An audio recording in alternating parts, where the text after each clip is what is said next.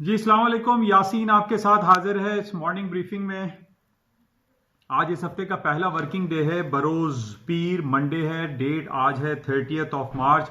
इस महीने के सिर्फ 2 दिन बाकी रह गए हैं, यानी आज 30 तारीख, कल है 31। इस महीने का आखिरी दिन होगा, इस क्वार्टर का आखिरी दिन होगा, इस भयानक क्वार्टर का आखिरी दिन कल होगा। यानी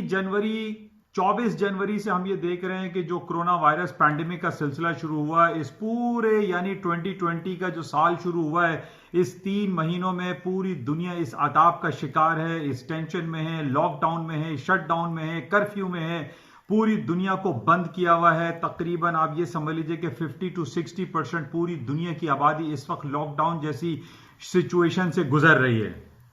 अच्छा, इसी वजह से पूरी दुनिया की स्टॉक मार्केटें हम देख रहे हैं, कभी प्लस और कभी माइनस, और तकरीबन 25 से 30% स्टॉक मार्केटें रेटल डाउन हो चुकी हैं, गिर चुकी हैं। और वही मार्केटें जो हमने बैक इन 1929 में, जिसमें ग्रेट ग्रेट डिप्रेशन कहा जाता है, रिसेशन हुआ था अमेरिका की इकोनॉमी में आज से तकरीबन 92 ईयर्स बैक, वही सूरत हाल इस क्वार्टर में हमने ये देखी कि 2020 का साल जो कि शब शुरू होने वाला था, इसमें बहुत सारी उम्मीदें थी, बहुत सारी खुशियां थी, लेकिन वो तमाम उम्मीदें, वो तमाम खुशियां खत्म होती हुई दिखाई दे रही हैं और हो रही हैं। बल्कि हम ये देख रहे हैं कि पूरी दुनिया की स्टॉक मार्केटों में जिस तरीके से डाउनफॉल आया है, और पिछले 1.5-2 सालों से मैं आपसे यही कहता रहा कि तारीख की बुलंद तरीन सतहों पे अमेरिका की स्टॉक मार्केटें चल रही थीं, और वो उन पे एक जर्ब लगा, एक नजर लगी, और अब ये सिलसिला हुआ है कि हम डेली बेसिस पे अमेरिका की और पूरी दुनिया की स्टॉक मार्केटों को ये देख रहे हैं कि वो लिमिट डाउन पे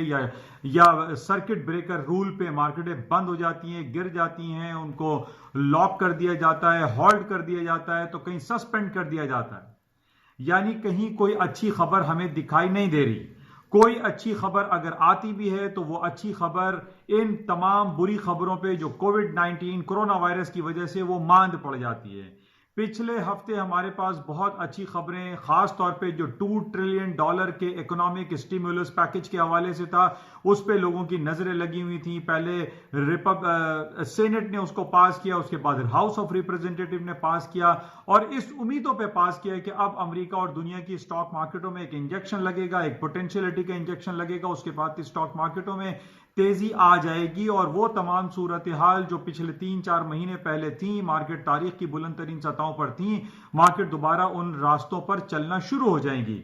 लेकिन ऐसा ना हुआ। हमने ये देखा कि अमेरिका के इकोनॉमिक स्टिमुलस पैकेज आने के बाद, उसके बाद एक सबसे इंपॉर्टेंट और नेगेटिव खबर हमारे पास जो आई, जो अमेरिका की तारीख की बदतरीन बेरोजगारी रिपोर्ट या जॉबलेस क्लेम थी, जिसमें वो तकरीबन 2 से 3 लाख एवरेज वीकली बेसिस पे जो रिपोर्ट आती है, वो माइनस आई। 33 लाख लोग अमेरिका की इकोनॉमी में ऐसे गुजरे पिछले हफ्ते जिन्होंने बेरोजगारी क्लेम या जॉबलेस क्लेम किए कि जनाब उनके पास काम नहीं है, नौकरियां नहीं है, पैसे नहीं है, उनको हुकूमत की तरफ से क्लेम दिया जाए, उनको पैसे दिए जाएं, उनको सहूलतें फराहम की जाएं। इस बेसिस पे ये उम्मीद थी कि अमेरिका की स्टॉक मार्केटों में ऊपर की तरफ का रुख आ जाएगा, लेकिन ऐसा नहीं हुआ। मार्केट ने नए लोज बनाए और मार्केटें लोज की तरफ चली गई। और आज सूरत हाल जब अर्ली मॉर्निंग सुबह 3 बजे मार्केटें खुली, तो जो मिक्स रिएक्शन थी कि जनाब अमेरिका में, खासतौर पर न्यूयॉर्क में जो है ये पैंडेमिक बहुत ज्यादा तेजी से बढ़ता जा रहा है, और पूरी दुनिया में कमोबेश 7 लाख केसेस रिपोर्ट किए जा चुके हैं, और तकरीबन 30 लाख लोग मारे जा चुके हैं इस कोविड-19 कोरोना वायरस के पैंडेमिक के फैलने की वजह से। और ये नंबर्स मुस्तकिल बढ़ते चले जा रहे हैं, न सिर्फ अमेरिका में, यूरोप में, अफ्रीका में, यानी पूरे एशियन कंट्रीज में हम ये देख रहे हैं कि एक फियर फैक्टर बहुत ज्यादा बढ़ता चला जा रहा है, और इसकी वजह से लोग बहुत ज्यादा एक फाइनेंशियल क्राइसिस में आते हुए दिखाई दे रहे हैं।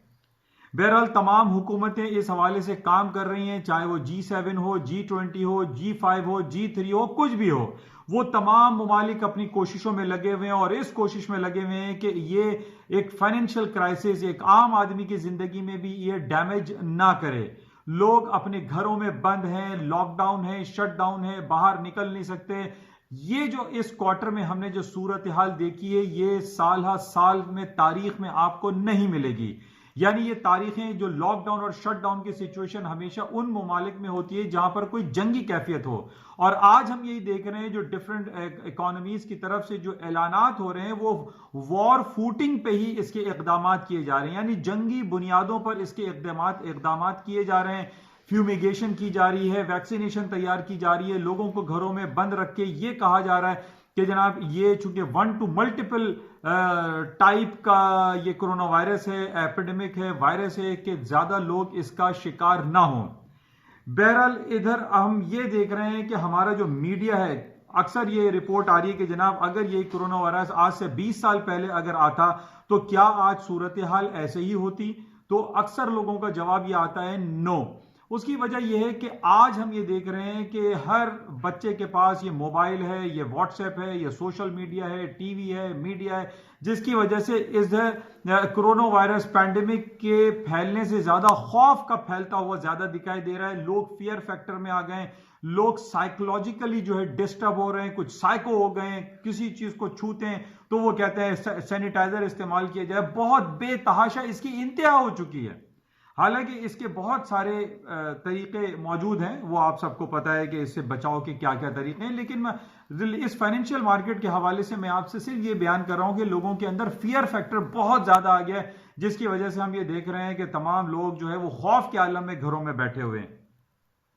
अच्छा, इसी बेसिस पे स्टॉक मार्केटें भी आज सुबह जो अर्ली मॉर्निंग 3 बजे मार्केटें खुली, अमेरिका की स्टॉक और जितने भी फ्यूचर इंडेक्स होते हैं वो माइनस में खुले। लेकिन हमारे पास एक सुबह 6 बजे एक रिपोर्ट आई चाइना की, जो कि बड़ी इंपॉर्टेंट रिपोर्ट है। रिजर्व रेपो रेट यानी रिजर्व रेपो रेट जो है वो 20 बेसिस पॉइंट चाइना ने कट कर दिया, डिक्लाइन कर दिया, और ये 5 साल में पहली बार इतनी हाईएस्ट लेवल पे 20 बेसिस पॉइंट चाइना ने कट किया है। अच्छा, इस कट करने की जाहिर है वजह सिर्फ और यही है कि जनाब जो इकोनॉमिक स्लो डाउन या शट डाउन या लॉकडाउन वाली सिचुएशन पूरी दुनिया में चल रही है, इसकी वजह से बहुत ज्यादा इकोनॉमिक स्लो डाउन हुआ है, लोगों की हालात खराब हो रहे हैं। बड़ी बड़ी कंपनीज जो हैं वो अपने रिपोर्ट जो करेंगी, अर्निंग रिपोर्टें, वो खराब आने की जो है बहुत ज्यादा तवक्को की जा रही है। इन बेसिस को टैकल करने के लिए, हालात को बेहतर करने के लिए चाइना ने आज अपना reserve repo rate 20 basis point cut किया है। और हम पिछले कई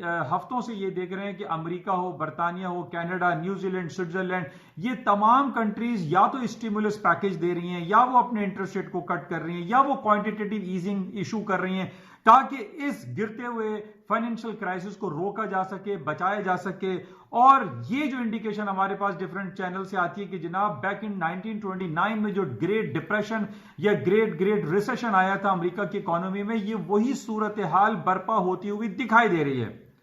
अच्छा, इसकी वजह नंबर ऑफ केसेस हैं। हम ये देख रहे हैं कि पहले नंबर ऑफ केसेस सिर्फ चाइना में थे, चाइना में केसेस बढ़ते चले जा रहे थे, लेकिन 81-82,000 के बाद चाइना में केसेस खत्म हो गए, वहां पे तकरीबन 3,000 लोगों की अमवात आई। लेकिन आज हम ये देख रहे हैं कि चाइना ने बहुत टेक्निकली और बहुत सेंसिबली इस मामला को हैंडल किया और तमाम अपने फाइनेंशियल क्राइसिस को कंट्रोल किया। और आज हम ये देख रहे हैं कि चाइना ने वुहान सिटी को पार्टली जो है वो ओपन कर दिया है, वहां पे लोगों ने आना शुरू कर दिया है। अभी आउट गोइंग का सिलसिला भी उन्होंने इंटैक्ट रखा हुआ है, रोका हुआ है, बंद किया हुआ है। लेकिन हम ये देख रहे हैं कि जनाब जिस तरीके से चाइना में ये पैंडेमिक फूटा था और पूरे दुनिया इस के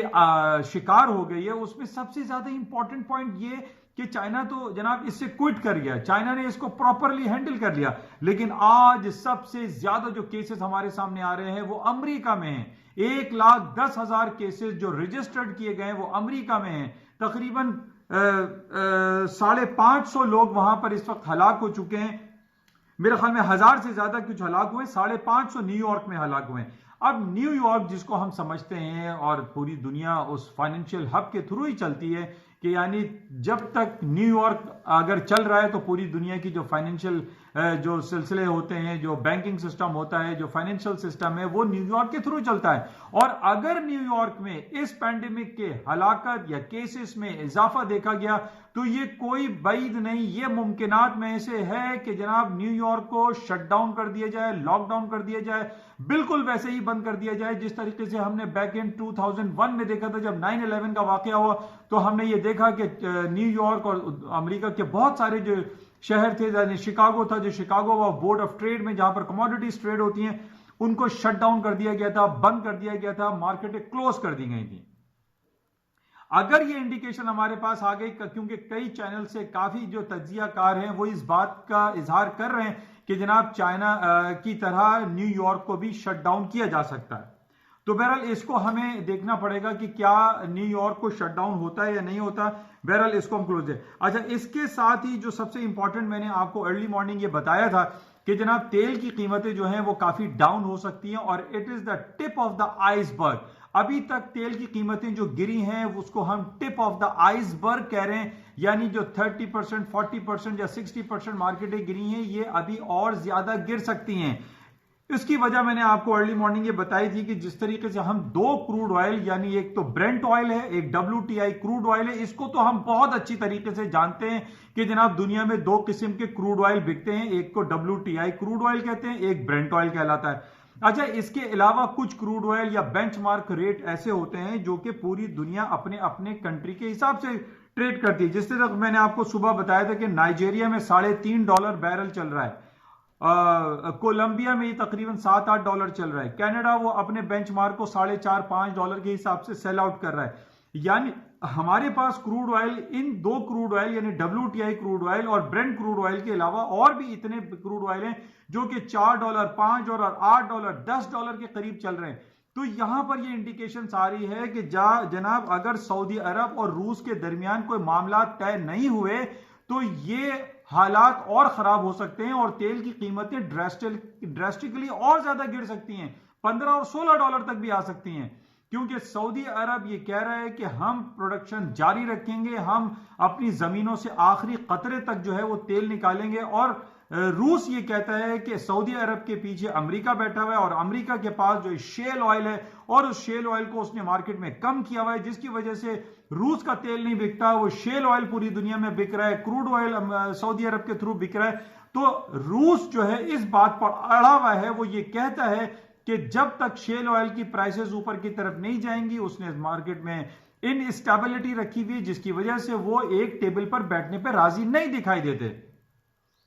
अच्छा, इसी वजह से क्रूड ऑयल की कीमतें रोज बरोज गिरती चली जा रही हैं। पिछले हफ्ते हमने ये देखा था कि मार्केट $22-23 से ऊपर की तरफ $27-27.5 तक चली गई थी, लेकिन आज हमने ये देखा तकरीबन 20 साल के लोएस्ट लेवल पर 19.92 का इसने हाई कर दिया है, जो कि एक लम्हे फिक्री है उन तमाम इकोनॉमीज के लिए जिनकी इकोनॉमी डिपेंडेबल है ऑयल पे, क्रूड ऑयल पे, ब्रेंट ऑयल पे। ये बड़ा इंपॉर्टेंट है। तो बहरहाल अभी जो खबरें हमारे पास आ रही हैं उसमें सबसे ज्यादा जो ये कहा जा रहा है कि अगर सऊदी अरब रूस के साथ मीटिंग के लिए, टेबल टॉक के लिए अगर राजी हो जाता है, तब तो क्रूड ऑयल की प्राइसेस हायर साइड पे जा सकती हैं, otherwise there is no chance के क्रूड ऑयल की प्राइसेस 25, 30 और $40 के ऊपर चली जाएं। तो हमें और आपको इस बात पर फोकस करना है कि क्या सऊदी अरब इस बात पर राजी होता है कि वो रशिया के साथ बैठ जाए और टेबल टॉक करे, और जो प्रोडक्शन की इजाफे की बात कर रहे हैं कि जनाब 1 अप्रैल से जो है वो 2.5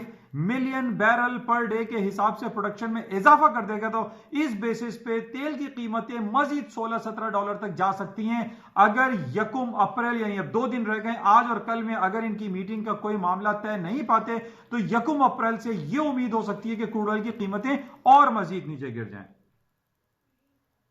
इसके अलावा बहरहाल इसको हम क्लोजली देखेंगे। अच्छा, इसके साथ ही हम गोल्ड की बात कर लेते हैं। गोल्ड में हम ये देख रहे हैं कि मार्केट 16, 25, 26, 30, $1630 तक मार्केट चल रही है और इसमें बड़ा मिक्स रिएक्शन, लोगों को समझ में नहीं आ रहा कि क्या होगा। मैंने आपसे पहले भी अर्ज किया था कि अगर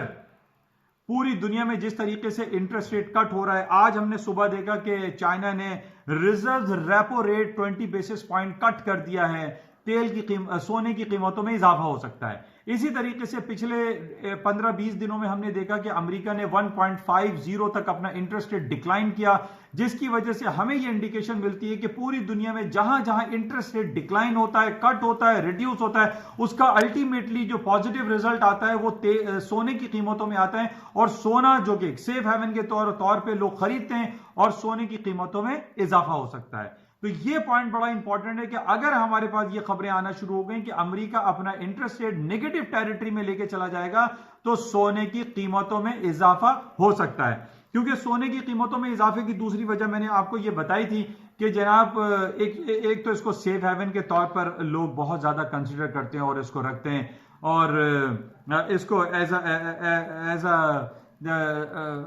सेफ हेवन के तौर पे आप कह लीजिए कि उसको ज्यादातर लोग रखते हैं, या कोलैटरल डैमेजेस के हवाले से भी इसको सेव किया जाता है कि कहीं और नुकसान हो रहा है तो कोलैटरल डैमेजेस को बचाने के लिए गोल्ड को जो है वो खरीद के लोग रखते हैं।